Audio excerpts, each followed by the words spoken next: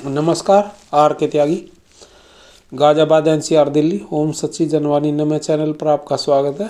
Please subscribe my YouTube channel and share the video as much as possible to propagate all sections of society, all sections of political parties and to the government, and mobilize and motivate all retiree friends. Comment and like our video।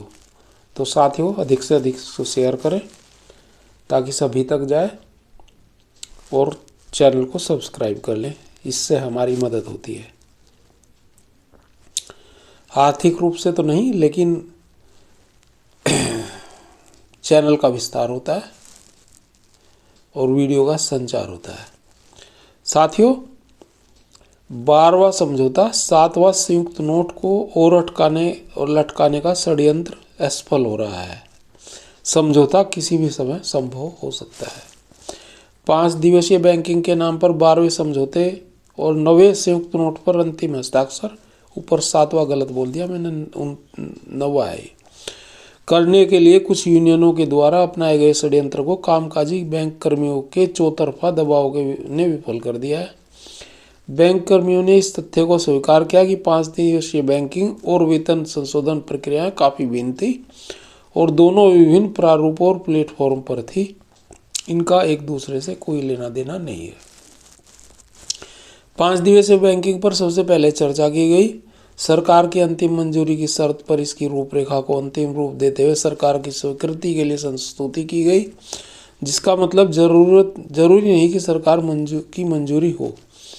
इस मुद्दे के व्यापक और बड़े निहितार्थ हैं, जिनमें वैधानिक, नियामक, प्रशासनिक, विभिन्न हितधारकों की मंजूरी और अनुपालन शामिल है। वेतन संशोधन प्रक्रिया सरकार की उचित मंजूरी के साथ शुरू हुई। यह तय हो गया है कि सहमति पत्र पर हस्ताक्षर भी हो चुका है। सहमति पत्र के समय तक किसी यूनियन ने ऐसी कोई पूर्व शर्त नहीं रखी कि 5 दिवसीय बैंकिंग की स्वीकृति के उपरांत ही समझौते पर अंतिम हस्ताक्षर होंगे। यहाँ यूनियन ने अंतिम निपटान में देरी करने, अधिक एरियर सृजित करने के लिए, जिस पर यूनियनें लेती हैं, ब्लैकमेलिंग में उतर कर द्विपक्षीय वाद की पवित्रता को नष्ट करने की कोशिश कर रही थी। यूनियनों ने 37 वर्षों से लंबित पेंशन रिवीजन मुद्दे और स्पेशल अलाउंस को मूल वेतन में मिलाने के लिए ऐसी कोई शर्त नहीं रखी। इतना ही नहीं, जून 2022 की हड़ताल इस शर्त पर वापस हुई थी कि पेंशन रिवीजन और 5 दिवसीय बैंकिंग पर पहले बातचीत और समझौता होगा, लेकिन यूनियन ने 5 दिवसीय बैंकिंग पर समझौता कर पेंशन रिवीजन को दरकिनार कर दिया। उन्होंने यह समझौता सरकार की एक तरफा पहल का परिणाम है, जो बिना किसी प्रदर्शन, धरना, हड़ताल या गतिरोध के 10-11 महीने की बातचीत से तय हुआ है। पेंशन रिवीजन भी हो सकता था, स्पेशल अलाउंस भी मूल वेतन में मिलाया जा सकता था, लेकिन इसके लिए यूनियनों ने कोई रुचि नहीं दिखाई। इनका उद्देश्य था जो भी मिले वह वर्किंग के लिए और रिटायरीज को कुछ ना मिले, ये इनका मूल भावना थी। उसी को ये लेकर के चले और वही इन्होंने करा। This agreement is the result of unilateral initiative of the government reached after 11th months of negotiation without any demonstration, धरना, स्ट्राइक और deadlock. Pension revision could also happen. Special allowance could also be added to basic salary, but the unions showed no interest in this. Their aim was to whatever was found should be available for working staffers. तो ये कहानी है।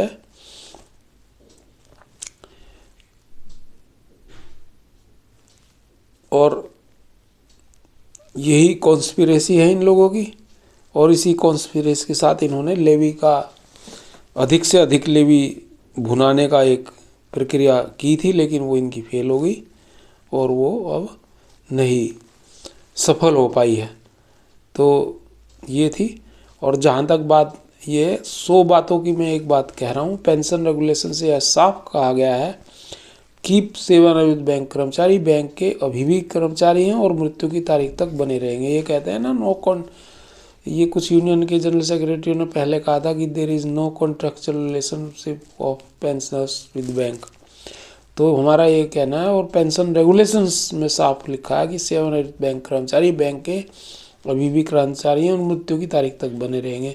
ऐसा साफ साफ परिभाषित किया गया है। इसलिए सेवानिवृत्त कर्मचारियों को सभी उद्देश्यों के लिए सेवा कर्मचारियों वर्किंग एम्प्लॉयज़ के सम्मान और समान तरीके से व्यवहार किया जाना चाहिए। इसके अलावा माननीय सर्वोच्च न्यायालय के विभिन्न निर्णयों के माध्यम से यह अच्छी तरह से स्पष्ट कर दिया गया है कि पेंशन स्थगित मजदूरी है और इसलिए जब तक अन्य सभी कर्मचारियों के वेतन को संशोधित और अपग्रेड किया जाता है तो उसे भी अपरिवर्तित नहीं छोड़ा जा सकता। रिटायरीज को भी पेंशन अपडेशन करनी होगी। The retirees employees and banks are still employees and shall remain up to the date of death as defined in the pension regulations. Therefore, the related employees are entitled to be treated equally and in the similar manner as in service employees for all purposes. Furthermore, though various judgment of the apex Honorable Supreme Court, it is well established that the pension is deferred wages and therefore the same also cannot be left unchanged when the salaries of all the other employees working are revised and upgraded. तो ये है साथियों इसका मर्म और इसका मुख्य चीज़ जिसे ध्यान करना चाहिए और जिस पर एक्ट अपॉन करना चाहिए।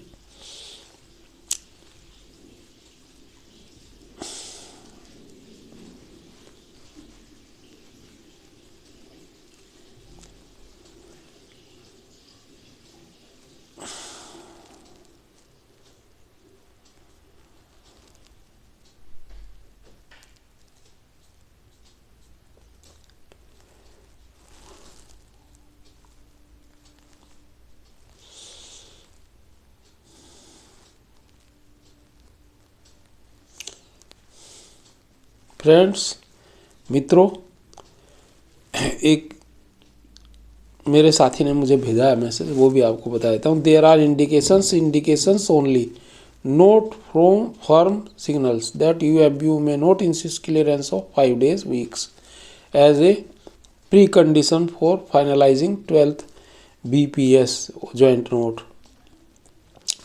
In the present circumstances, when elections are round the corner and particularly in view of strong opposition to 5-day week by the sections of MPs and trade bodies, the government is unlikely to give clearance. As such, the only option of UFBU is to keep this demand pending and sign the BPS before proclamation of legislative elections. Repeat indications only is that final phase of negotiations meeting would be held on 11th and 12th March to sign the settlement for pensioners. The important issue is pension updation, which is not likely to get settled in the near future. Instead, they have to satisfy themselves with the ex gratia scheme proposed by the IBA and accepted by the unions. The quantum of ex gratia and formula for calculation of the same for different BPS periods remain undisclosed. The only certainty is that ex gratia would cover the entire period of 12th BPS from 1st November 22 till 31st October 27. Since there is no provision for payment of ex gratia from the pension fund, it has to be paid out of bank's P&L account. One of the most worrisome part of the settlement for pensions is the additional pay introduced from 10th BPS. These allowances do not qualify for pension, hence the actual increase in bipartite from 10th BPS is very low and consequently it reflects on the basic pension too. From 2012 onwards, pension increase would be very less. almost negligible even if pension updation is implemented. This would continue if the additional pay continues to be paid.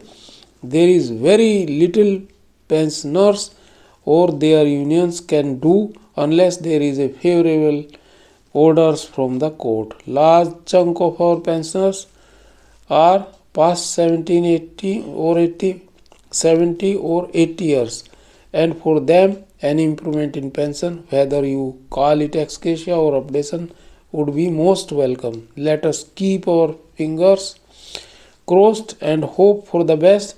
The views expressed above are based on the reading of the situation based on several posts I have come across in different groups. There is no backing on the inside information. तो ये उन्होंने भेजा है और ये जल्दी होने की आशा है। ऐसे जानकारी आ रही हैं कई सारी। तो हमने आज मीटिंग भी की थी कल। ये उनकी फ़ोटोज़ हैं भारतीय मजदूर संघ के दफ्तर में जा कर के, और इसमें टॉप लीडरशिप जो थी वो थी भारतीय मजदूर संघ की, और NOVW नोबो के प्रेसिडेंट जनरल सेक्रेटरीज पूरे देश, मुंबई, पुणे और लखनऊ वगैरह से सब आए थे वहाँ, और भी जगह से आए थे। और उसके बाद इन्होंने फाइनेंस मिनिस्टर डॉक्टर भगवत कराड़ से भी मीटिंग की थी हमारे जाने के बाद। उसी परिप्रेक्ष्य में ये हमसे मीटिंग की थी और उसके बाद इन्होंने उनसे मीटिंग की, और उसमें पेंशन अपडेशन का मुद्दा भी डिस्कस करा, 5 डे बैंकिंग का भी करा, और रिजाइनीज के ऊपर भी इन्होंने किया, और ये इन्होंने मेमोरेंडम भी दिए हैं इनको, भगवत कराड़ जी को। तो बात थी, लेकिन जितनी हो पा रही है, और वो DA एक्स ग्रेशिया पे DA की बात ये कह रहे थे कि हम कोशिश कर रहे हैं टॉप मैनेजमेंट BMS का। देखते हैं क्या होता है। धन्यवाद साथियों। RK त्यागी, गाजियाबाद, NCR दिल्ली। एक बार पुनः रिक्वेस्ट, चैनल को सब्सक्राइब करें और वीडियो को शेयर करें। धन्यवाद। भारत माता की जय। वंदे मातरम।